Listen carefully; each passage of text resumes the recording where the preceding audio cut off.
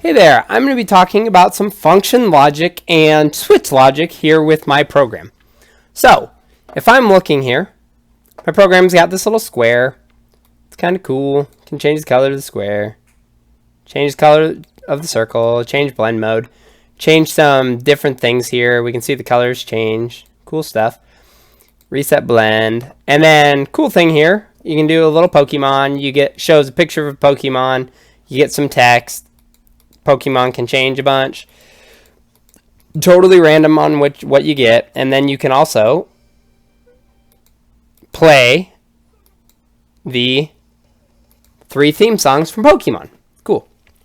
So let's look at the actual logic a little bit and the functions that I'm going to be using. So my function draw here, this is a little timer to do my timer. So I have a timer built in. The let slider, so this is going to get the value of my slider and it assigns it to a color. So when I'm changing that color of my square and my circle, this is what's getting that. And then we are going to be calling, so making a rectangle, filling it with this, filling an ellipse with that. So nothing special there. So all the special stuff that with mine is in this make inputs function. So I made this function and it's over here with my buttons and sliders. So talking about calling a function, so you call it and you say, okay, go to this function and do this. So I called that. It goes to these functions and does this. So it does this function make input.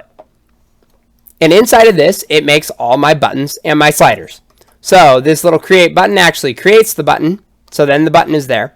And then after I create my button and slider, I have things inside of them that say when the mouse is pressed, difference here. Well, you're like, what is difference? I made other functions here. So this one is difference, this one is dark, this one is light, and it calls those functions. So kind of a function calling a function calling a function. So it calls these functions and it says, what do you want me to do?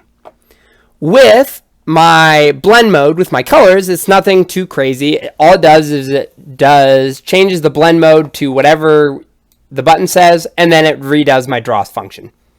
Not too much logic there. It just changes the function, the blend mode, and then draws again. Now, what I want to get into a little bit is the logic with these functions. So, when I click my first gen, second gen song, how do I actually make it play this song? So, you can hear the song. Play and start and stop. So, I have this little Poke song here, this 0. This can be used in all kinds of programs. I make this go up by 1. So the very first time I click one of those buttons, it makes this 1. This little button here, this little percent sign, is actually saying modulus. And if you don't know what modulus is it just takes your number, it divides it by that. So take it divided by 2, and then it says, what is the remainder? So in my case, it would be 1 divided by 2 is 0 with a remainder of 1. And then this double equal sign is saying, are these two things equal? So 1 mod 2 is 1, and it is equal to 1. So if this is true, I do this, and I play my first gen. First gen dot play. I name the song first gen, and I want to play it. Cool. Now, else. So how the heck could I get something that isn't 1 then, you're asking? Well, the way we get something that isn't 1 is the next time I click it, it runs through this again. And it says Pokesong plus plus, and it adds 1 again. Now we take 2 mod 2, and we get 0, because 2 divided by 2 is 0 with a remainder of 0.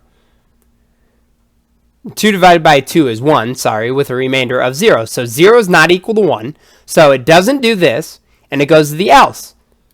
Boom. It stops all 3 songs playing. And I have this repeated for every one of my song buttons.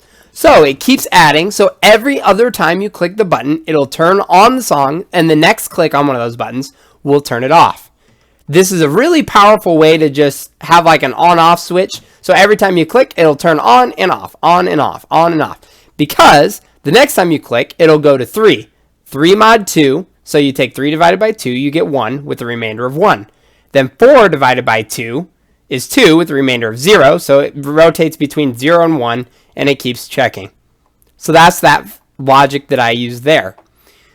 one other thing that I use as well is I use this little switch, Pokenum. So it imports this number, and it says, case 1, if I get a 1 from PokeNumber, then do this stuff. Send the text, send this image. This little break just tells me to end it. Case 2, so if I get a 2, it does this. Okay, well, you're wondering, how is it getting a number? I have up here, that little Pokenum is 0, so it starts it at 0, and when I call this Pokemon function, it says, blend mode, that's just to make sure the color is right. Right here is the logic. So I want a number. I don't want a decimal, so I put in this little int. That makes me automatically get a number. Random picks a number between 1 and 6.